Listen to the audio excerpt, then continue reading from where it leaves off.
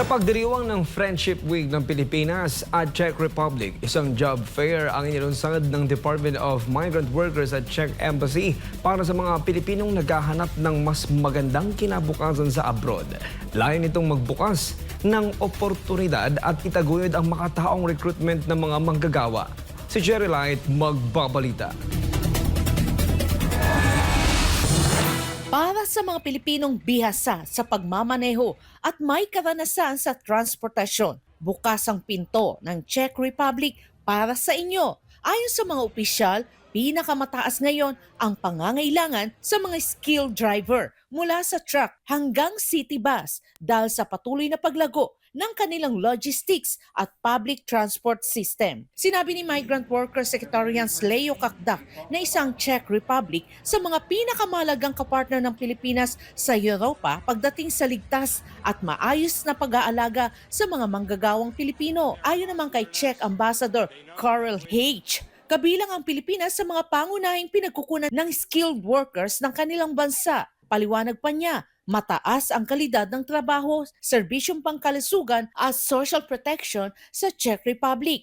Kaya't masaya silang makatrabaho ang mas maraming Pilipino. Nasa mahigit 10,000 Pilipino ang nagtatrabaho sa Czech Republic kada taon at malaki ang ambag nila sa ekonomiya ng nasabing bansa. Nitong Lunes, sinimula na ang selebrasyon ng Friendship Week na layong palalimin pa ang ugnayan ng dalawang bansa sa larangan ng paggawa at kultura. Kabilang sa mga aktibidad ang cultural exhibits at ang kamustahan kasama ang ilang OFWs.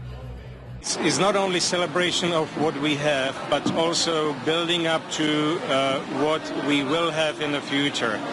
A relation that is even much stronger. And I very much hope that the more than 11,000 Filipinos that already live and work and found a new home in the Czech Republic will be soon joined by many more.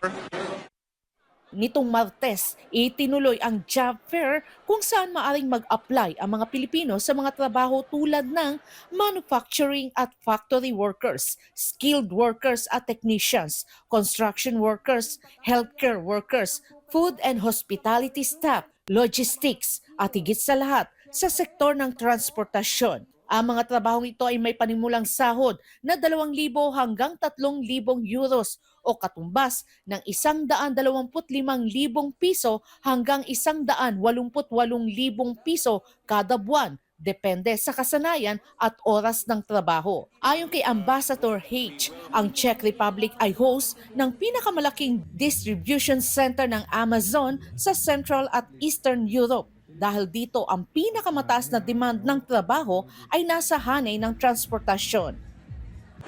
Starting there, we can go across all drivers' professions to city bus drivers. All the cities in the Czech Republic, including Prague, have a highly developed system, network of city transportation. For all kinds of transportation, we need skilled drivers. Dagdag pa ni H., hindi lang basta posisyon ang kailangang punan, kundi mga taong may puso sa trabaho.